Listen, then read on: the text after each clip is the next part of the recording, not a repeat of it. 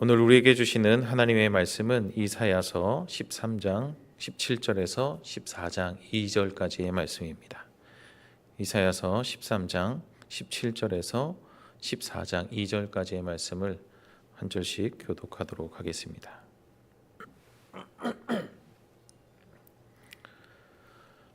보라, 은을 돌아보지 아니하며 금을 기뻐하지 아니하는 메대 사람을 내가 충동하여 그들을 치게 하리니, 메대 사람이 활로 청년을 쏘아 죽이며 태의 열매를 긍휼히 여기지 아니하며 아이를 애석하게 보지 아니하리라.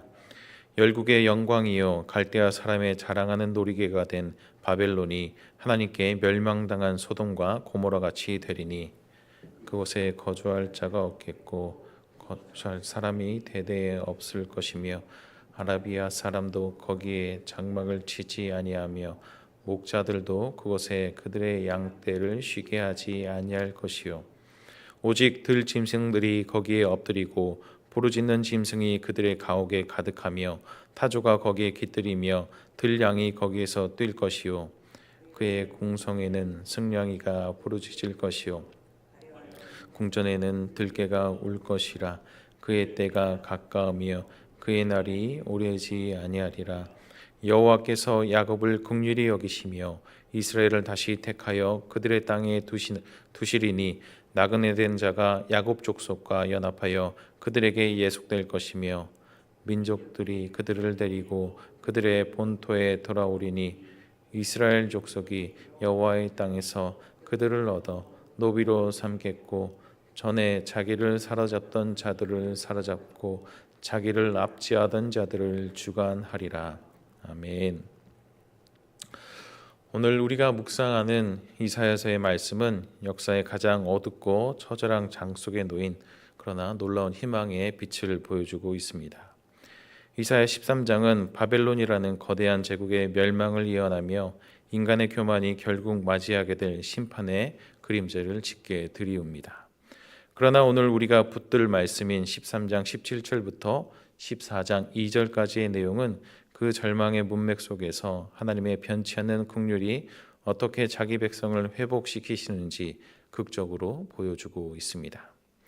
그래서 이 말씀은 우리에게 하나님께서 여전히 통치하시며 그분이 구원의 목적들을 이루실 것이라는 변치 않는 확신을 우리에게 주고 있습니다. 우리는 이제 이 무서운 심판의 서론을 지나 어떻게 하나님의 구원의 본론이 펼쳐지는지를 말씀을 통해 함께 상고해 보고자 합니다. 먼저 이스라엘을 억압하고 세상을 호령했던 바벨론을 향한 하나님의 단호하고 처절한 심판이 어떻게 집행되었는지를 살펴보겠습니다. 17절입니다. 보라, 은을 돌아보지 아니하며 금을 기뻐하지 아니하는 메대 사람을 내가 충동하여 그들을 치게 하리니. 이사야는 하나님께서 심판의 도구로 메대 사람을 사용하여 바벨론을 치게 하신다라고 예언합니다. 그들이 은이나 금, 즉 물질적 이득에 무관심하다는 점은 매우 중요합니다. 그 이유는 그들이 일반적인 침략자라기보다는 오직 하나님의 잔혹하고 무자비한 심판을 집행하는 순수한 도구가 될 것임을 나타내고 있는 것이기 때문입니다. 바벨론이 그토록 자랑하던 재물과 부가 하나님의 심판의 도구 앞에서는 아무런 효력도 발휘하지 못할 것입니다. 그리고 메대인의 무자비함은 바벨론을 향한 하나님의 분노가 어떠했는지를 간접적으로 알 수 있게도 합니다. 이어지는 18절은 이 심판의 잔혹성을 극대화합니다. 18절입니다.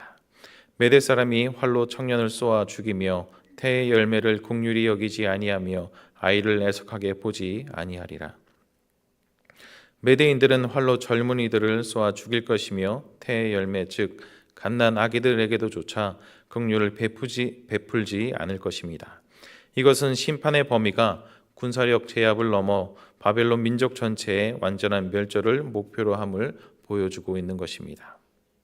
이처럼 무자비한 심판의 집행은 바벨론의 제약이 얼마나 극심했고 그들의 극단적인 교만과 오만이 얼마나 하나님을 진노케 했는지를 역설적으로 증언하는 것입니다.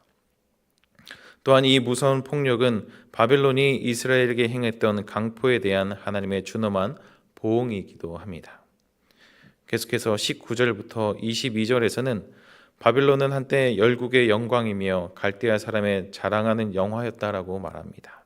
그리고 그들은 아수르 제국을 무너뜨리고 영원할 것이라고 확신했지만 그들의 극단적인 교만과 오만 때문에 하나님은 그들을 소돔과 고모라 같이 멸망당하게 하실 것이다라고 선포합니다. 이 예언은 단순한 패배가 아니라 그 민족의 완전한 파괴, 곧 영원한 폐허를 의미합니다. 19절부터 22절 말씀입니다. 열국의 영광이요 갈대아 사람의 자랑하는 놀이기가 된 바벨론이 하나님께 멸망당한 소돔과 고모라 같이 되리니 그것에 거주할 자가 없겠고 거처할 사람이 대대에 없을 것이며 아라비아 사람도 거기에 장막을 치지 아니하며 목자들도 그곳에 그들의 양떼를 쉬게 하지 아니할 것이요 오직 들짐승들이 거기에 엎드리고 부르짖는 짐승이 그들의 가옥에 가득하며 타조가 거기에 깃들이며 들량이 거기에서 뛸 것이요 그의 궁성에는 승냥이가 부르짖을 것이요 화려하던 궁전에는 들깨가 울 것이라 그의 때가 가까우며 그의 날이 오래지 아니하리라. 20절부터 21절에서는 바벨론이 하나님의 심판을 받은 결과에 대해 선언하고 있습니다. 바벨론에 거주할 자가 없고 심지어 아라비아 유목민들조차 장막을 치지 않을 정도로 황폐해질 것임을 말씀합니다.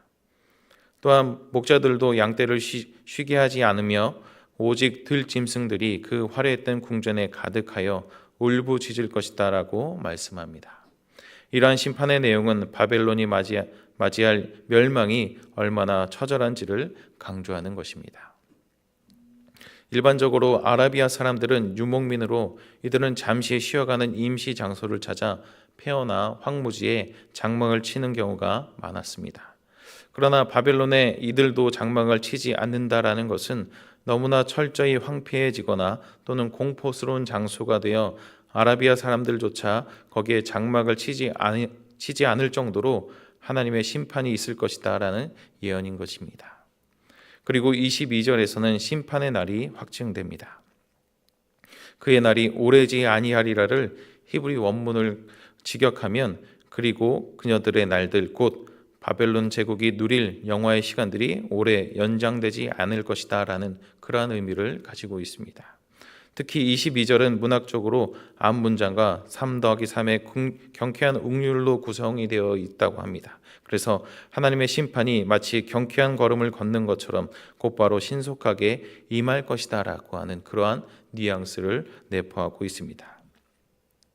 바벨론 제국의 영광이 오래가지 않아 무너진다는 이 사실은 하나님 앞에서 교만한 인간 제국이 얼마나 허망한 종말을 맞이하고야 말 것인지를 보여주는 예라 할 수 있을 것입니다.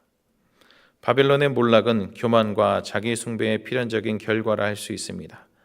잠언 18장 12절을 보면 사람의 마음의 교만은 멸망의 선봉이요 겸손은 존귀의 길잡이라라고 말씀합니다. 여기서 교만은 멸망의 선봉이다라는 이 말은 하나님의 권위와 지혜를 거부하고 자신을 뽐내는 오만한 마음으로 마치 행렬의 선두에 선 인도자처럼 반드시 개인과 공동체를 파멸이라는 종착역으로 이끌어가는 강력한 영적 동력임을 말씀하는 것입니다. 우리가 사는 시대도 이러한 비슷한 혼란 속에 있습니다. 혹여 우리 마음에 바벨론의 교만처럼 파멸을 자초하는 영적인 오만이 자리 잡고 있지는 않은지 돌아보아야 할 것입니다. 인간의 교만은 무서운 파국을 맞이하지만 이어지는 말씀은 그러한 심판 한가운데서도 하나님의 영원한 목적을 이루시는 하나님의 긍휼을 우리에게 보여줍니다. 바벨론에 대한 무서운 심판의 예언이 끝난 직후 이사야 14장 1절은 극적인 희망의 메시지로 문맥을 전환합니다. 14장 1절에서 2절 말씀입니다. 여호와께서 야곱을 긍휼히 여기시며 이스라엘을 다시 택하여 그들의 땅에 두시리니 나그네 된 자가 야곱 족속과 연합하여 그들에게 예속될 것이며 민족들이 그들을 데리고 그들의 본토에 돌아오리니 이스라엘 족속이 여호와의 땅에서 그들을 얻어 노비로 삼겠고 전에 자기를 사로잡던 자들을 사로잡고 자기를 압제하던 자들을 주관하리라. 하나님은 바벨론의 멸망이라는 거대한 전환점에서 당신의 백성 야곱을 긍휼히 여기실 것임을 선언하십니다. 여기서 사용된 히브리어 긍휼의 원어 라함은 단순히 불쌍히 여김을 넘어 어머니의 모성애처럼 변함없는 뜨거운 언약적 사랑을 품고 베푸는 그러한 모습을 의미합니다. 이스라엘은 죄로 인해 징계를 받았지만 하나님의 택하심은 바뀌지 않았음을 긍휼을 통해 말씀하고 있으며 다시 택하여라는 표현을 통해 확증합니다. 하나님의 심판은 죄를 징벌하는 행위였지만 심판의 궁극적인 목적은 이스라엘의 구원에 있음을 이를 통해 알 수 있습니다. 하나님은 이스라엘 백성을 그들의 땅에 다시 두실 것입니다. 즉 포로 생활로 고향으로 돌아가게 하실 것입니다. 더 나아가 이방인들이 야곱 족속과 연합하게 될 것입니다. 이것은 이스라엘의 회복이 단순히 정치적 독립을 넘어 하나님 나라의 확장을 포함하며 이스라엘이라는 하나님의 백성들이 땅에 대한 영구적인 통치권을 가질 것이다라는 그러한 선언을 또한 담고 있습니다. 바벨론의 압제 아래 고통받던 이스라엘이 맞이할 회복은 단순한 자유를 넘어 극적인 운명의 역전을 선포하는 것입니다. 14장 2절 상반절에서 민족들이 그들을 데리고 그들의 본토에 돌아오리니라고 말씀합니다. 이 말씀은 하나님의 놀라운 주권을 보여주는 것으로 이스라엘을 압제했던 바로 그 민족들이 이제는 이스라엘의 귀환을 돕는 도구로 사용될 것임을 말씀하고 있습니다. 이것은 하나님께서 이 땅의 역사를 주관하시어 당신의 백성을 인도하신다는 그 사실을 우리에게 일깨워주고 있으며 우리의 삶도 이러한 역전의 역사임을 우리는 알 수 있습니다. 이어지는 하반절에서는 노예였던 이스라엘 백성이 이제는 반대로 사로잡고 압제하던 자들을 주관하게 될 것이다 라고 말씀합니다. 이는 가장 낮은 자리에서 가장 높은 자리로의 상승, 곧 하나님의 공의가 완전히 실현됨을 상징합니다. 하나님께서 우리를 죄와 세상의 권세로부터 해방시켜 주시고 주관하는 자의 신분으로 세우셨다면 우리는 그 해방된 몸과 삶을 어떻게 살아가야 하겠습니까? 우리는 하나님의 진도 가운데 있던 죄인이었지만 그리스도의 풍성하신 은혜로 의롭다함을 받고 거룩하게 지으심을 받았습니다. 그렇게 우리는 이제 우리의 마음속에 탐심, 음욕, 우상 숭배와 동일시되는 죄들을 경계해야 합니다. 또 가까이 하지 않기 위해 애쓰고 힘써야 합니다. 하나님은 우리의 몸의 지체 하나하나가 하나님을 경외하고 선한 삶을 사는 데 사용되기를 원하십니다.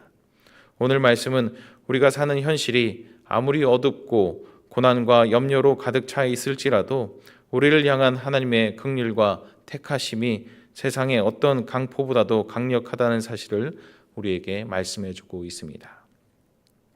바벨론의 멸망을 넘어 약속의 땅으로 돌아갈 이스라엘처럼 우리 역시 주님께서 주실 영원한 안식의 그 날을 바라보며 또 그 날이 오고 있음을 믿음으로 오늘 하루의 삶에서 승리하시는 모든 교우님들 되시기를 주님의 이름으로 간절히 축원합니다. 함께 기도하겠습니다.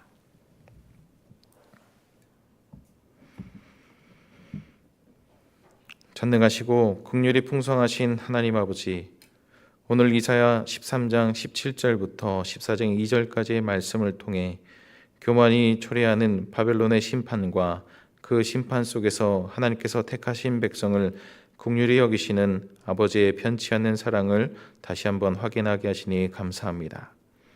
저희의 마음을 정결하게 하사 세상의 헛된 영광과 재물에 집착하는 교만과 오만함, 바벨론의 죄악을 내려놓게 하시고 늘 겸손함으로 주님을 경외하는 지혜로운 자의 길을 걷게 하여 주시옵소서.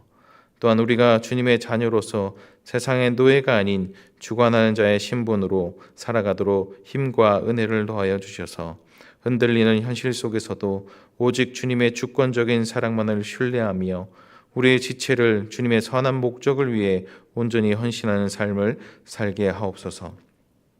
그리하여 마침내 강포가 끝나고 하나님의 공의가 완전히 실현될 그 영원한 안식의 날을 소망하며 우리 구주 예수 그리스도의 이름으로 간절히 기도드립니다. 아멘.